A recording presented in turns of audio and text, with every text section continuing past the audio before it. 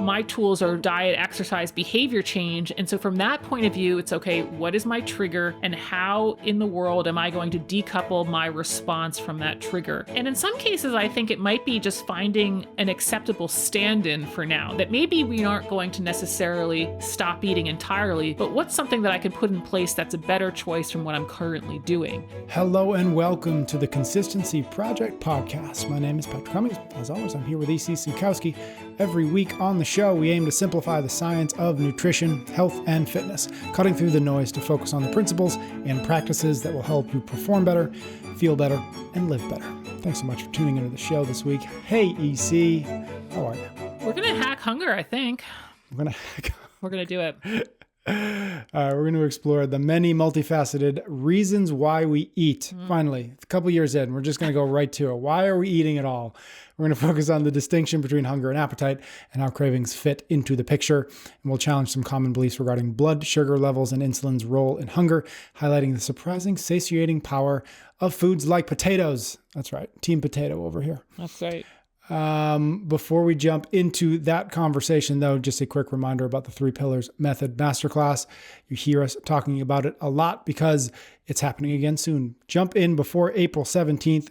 Join EC on this 10-week nutrition masterclass that she's been putting together for many, many years, designed to help you cut through the nutritional noise and get right to the heart of what it takes to eat well sustainably. And especially I want to call attention to, if you are a coach out there and you work with folks on their nutrition, EC has a track. You can affiliate with her with the 3 Pillars Masterclass, and I highly recommend you do that. You can find all the information, optimizemenutrition.com. And again, April 17th is the deadline, so do not wait.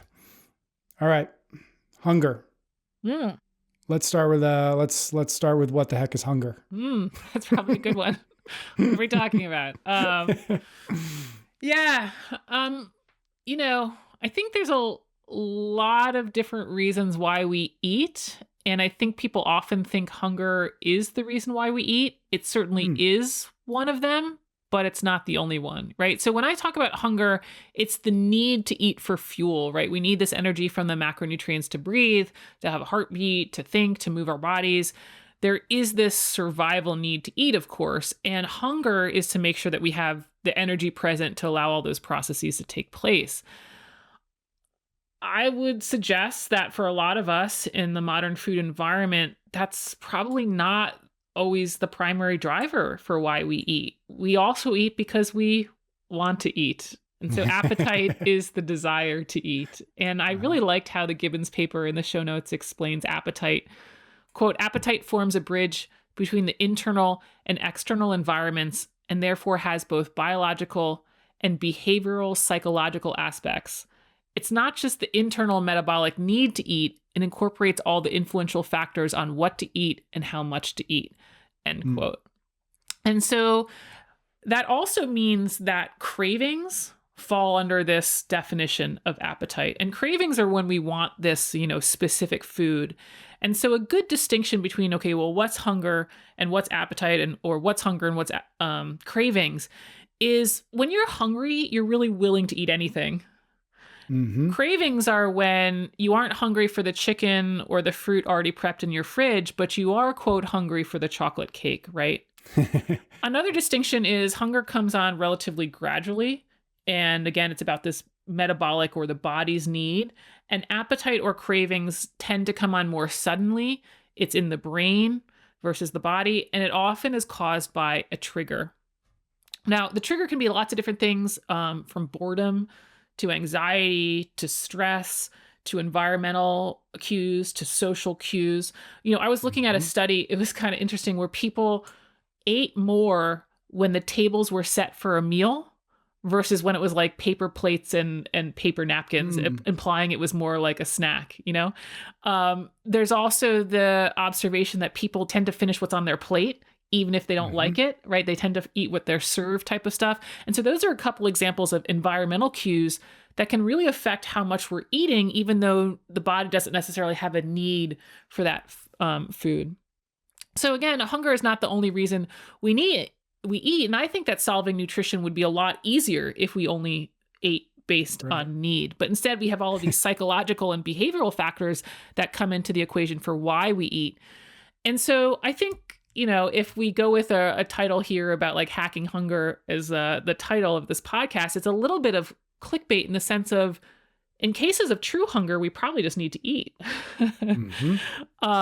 And I think also that this overlaps a little bit with what's so great about mindful eating approaches. We did an old podcast on intuitive eating, and I don't love the book because some of the claims they make about health, but some of the principles about getting people to figure out why they're eating is super valuable. Are you eating because you're hungry?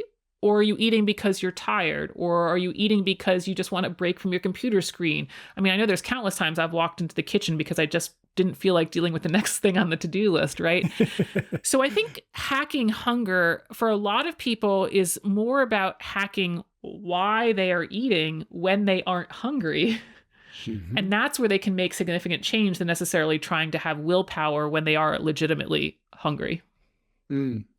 Super interesting. What about cravings? Seems like recognizing boredom or procrastination, or, I just don't want to deal with that email right now. Right. Might be somewhat easier to, redirect yourself to something other than eating, right? Any number of things, go take a walk, go pet the dog, whatever. So thoughts on like what a better way to handle cravings might be? Yeah, I do think cravings are probably harder than those. And they are really psychological. And this runs counter. There's a popular belief out there that sometimes people think, I have cravings for foods because of nutrient deficiencies. Like I'm craving dark chocolate because of the magnesium. It's like, no, no, you're just craving dark chocolate. Of course, there are some extreme examples where that's not true. But again, in our affluent environment, it's not going to come down to that. It's going to come down to a psychological need or want. And there's often this trigger or cue that's going to help create that craving. And so trying to figure out what that trigger is for you is kind of the first step here. It could be stress. We've talked about. It also could be more mundane things though, like time of day. If you always eat chips while watching TV after dinner, you've conditioned yourself to want the chips after dinner. I've also heard this with dessert, right? Sometimes people will have their dinner and then they don't really feel like they're full or the meal is complete until they have something sweet. And it's sort of, okay, yeah, you've done this pairing for 10 to 20 years. You've conditioned yourself to have the sweet with the dinner timing. It's, of course, like the Pavlov's dog experiment, right? And so how to get over this is surprisingly simple in concept, although much harder in application, like most things in nutrition, but it's to stop responding to the trigger. So if you always have chocolate after dinner, the first few days are going to be quite difficult.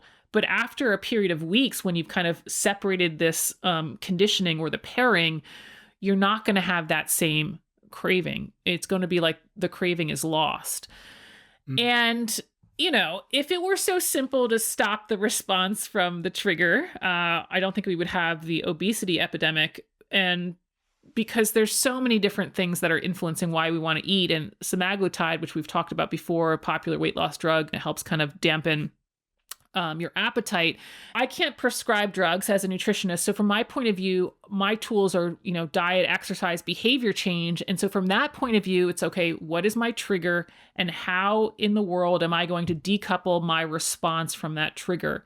And in some cases, I think it might be just finding an acceptable stand-in for now, that maybe we aren't going to necessarily stop eating entirely, but what's something that I can put in place that's a better choice from what I'm currently doing? Alcohol is kind of a great example here. If somebody wants to cut out their alcohol because either they're just consuming too much or it leads to other mindless eating later, maybe they just switch out their beer with dinner to a non-alcoholic beer, and that can be a nice stand-in that maybe won't be the same trigger for them. Or maybe you always have chocolate before bed or something like that, and it ends up being, the bag of M&Ms. Okay, can we do something like a fudge popsicle or something where we're kind of giving into that pairing that we have, and we're kind of getting some satisfaction from it, but it's making a better choice that doesn't necessarily lead to, let's say, the overconsumption of that food or other foods based on that one, like alcohol. Mm-hmm. Yeah, that's interesting. What else do you think that can be done or that folks can do maybe, I don't know if trading is the right word, but just kind of reconsidering that trigger and response towards maybe a more whole food perspective in order to be satisfied, right? Because that's kind of what I'm hearing, right? With the, whatever, homemade ice cream or whatever it is you might replace that with, is at least taking a step in the direction of whole food in order to satisfy not the hunger, because as you're pointing out, it's not really hunger we're responding to, Yeah. but to satisfy the trigger. So he sort of closed that loop. Yeah. I think being satiated, being satisfied, as you mentioned, is going to be our best defense. Yeah, yes, that's going to help us if we are truly hungry.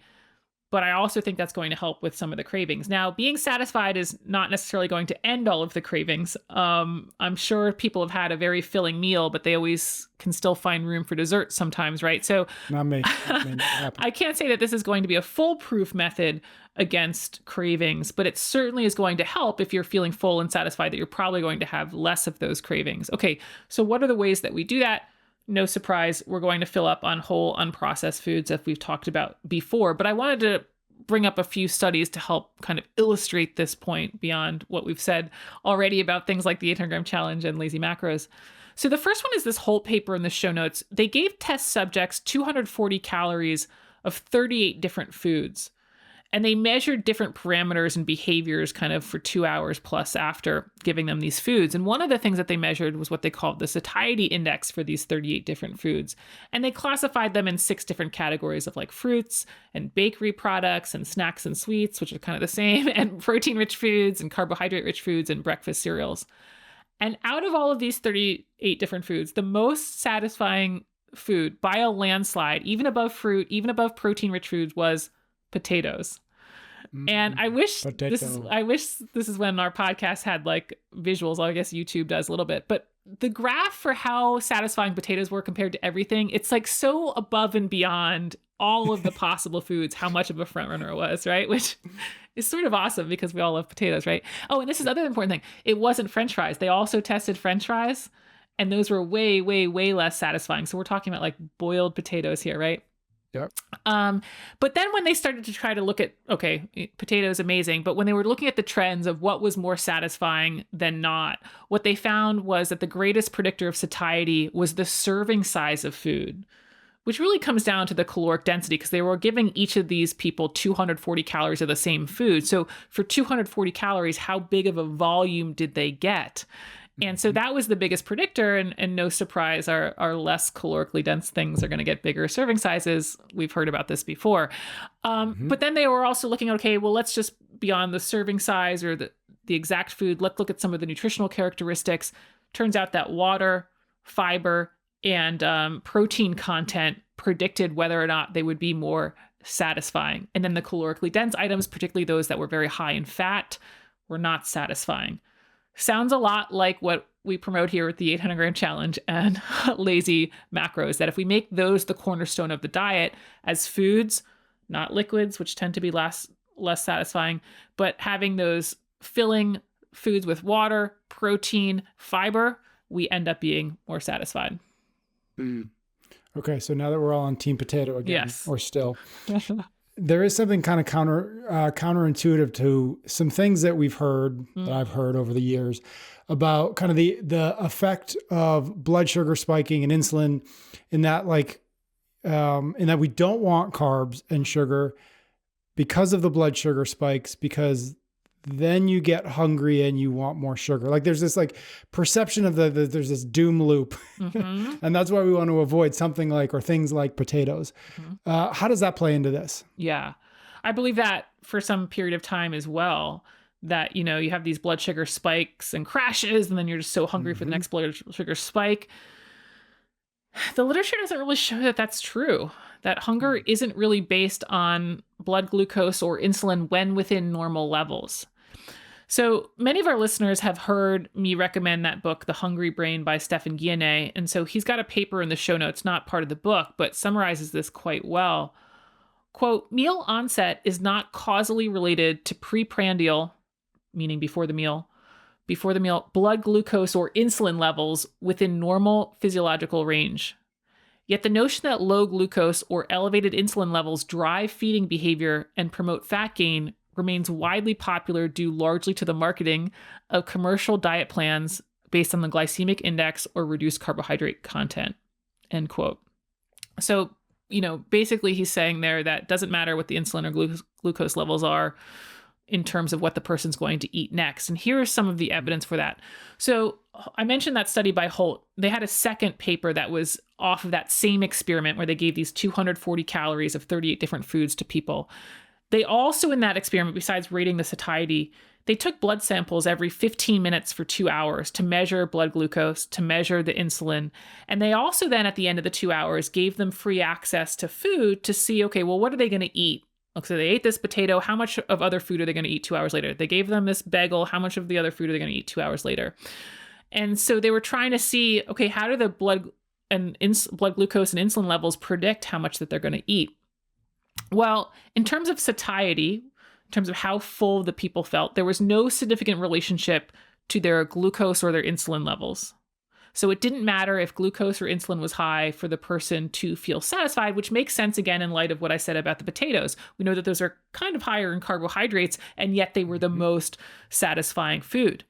But I think what's going to be really surprising to our audience is that when they looked at actual food intake, so not just how they felt, like, oh, I feel full, but what did the people actually consume after the 2 hours was up?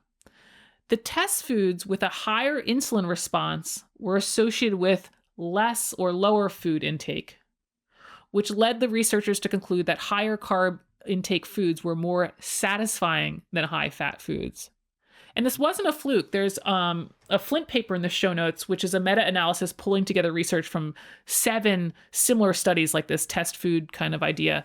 And they split the data a couple different ways, but essentially the higher glucose levels did not result in more hunger or increased food intake, and that higher insulin was associated with decreased hunger, decreased food intake, and increased satiety. And this should now make sense, especially in light of our last week's podcast, in that insulin would be related to satiety if it's the storage hormone, right? Like if insulin goes up when we have all this energy around, we need to be in storage mode, then heck, if insulin's around, it's telling the body, okay, we've got enough energy around. And here's the other thing. It's not just potatoes that I want to touch on. There's a Pat and Ellis paper in the show notes. They were looking at insulin response from protein foods. People forget that insulin goes up after protein. And they found that whey protein produced the greatest insulin response, yet it was the most satisfying. And those people had the least food intake at the next meal. And I want to put out a couple different nuances because I know of all of the information that's out there in social media land. For people that have insulin resistance or hyperinsulinemia, insulin probably doesn't have the same appetite suppressing effect for them because they are resistant to the effects of insulin. So when their insulin goes up, they probably don't feel as satisfied as somebody who is not insulin resistant, which kind of makes sense why. And there is no specific diagnostic marker for insulin resistance, but fasting glucose is a great kind of proxy or stand-in, meaning if you have a healthy fasting glucose, you are not insulin resistant. And so you really don't need to be concerned about these blood sugar spikes and falls on a minute-to-minute basis, and it's not dictating your food choices at the next meal. And the other nuance that I want to kind of point out is I know people are going to say that they have experiences that counter this, that they've had this processed food meal or a more high carbohydrate meal. And then, yes, they are very hungry 2 hours later, right? Mm-hmm. So they're going to have some lived experiences that sort of counter that. And I would suggest a couple things there. One, it could just be that you had some sort of processed food that didn't have a lot of water, protein, or fiber, which really triggers satiety. And so it could be a byproduct of that. It's not necessarily the carbs that are making you hungry. It's the lack of fiber, water, and protein that's making you hungry. And then the other thing is we can't forget that we have lots of different reasons why we eat, including that dopamine response. And that dopamine hit can happen almost immediately after you have some high carbohydrate processed food, and such that you might be wanting something 2 hours later just to have that dopamine hit again. It might have nothing to do with hunger. Let's maybe do a recap as we close out of this conversation. Let's summarize what we got here around hacking hunger, maybe focusing a little bit on where and how we can actually take action. Eat more potatoes. No. Well, definitely eat potatoes. They are allowed on the 800-gram challenge. This is one of the many reasons why. But yeah, I mean, I think it comes back to a lot of the stuff that we talk about all the time, filling up on the whole foods, taking advantage of foods where we get that large serving size, which ends up being fruits and veggies and whole food protein sources. Um, Keeping your food environment clear of the stuff that we tend to be their trigger foods. But I think one of the things that I really wanted to point out about keeping the food environment clear is obviously it can help us prevent us from just having that trigger to eat, but keeping the food environment clear also might give us the time to have a reflection of Mm, why am I eating? Right? Like, am I yep. actually hungry? And to give us that space, that physical time to be able to have just a thought about, like, am I hungry? Am I tired? Am I frustrated? Am I just need a break from work? And be able to now start to be able to change the response to that trigger.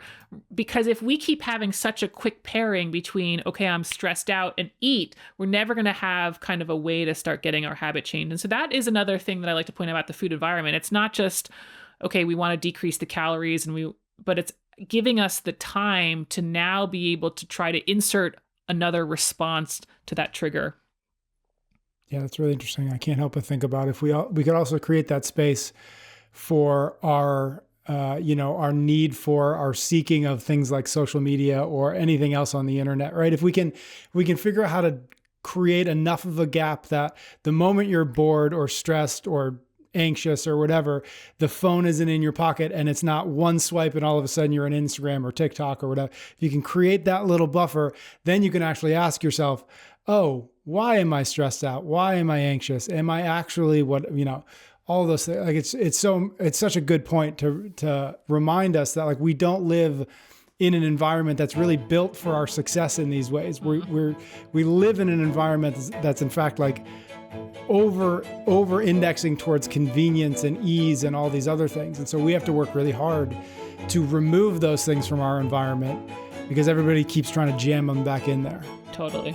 I agree.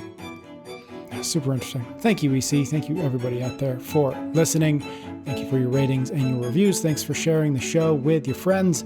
EC and I'll be back next week for another episode of the Consistency Project podcast.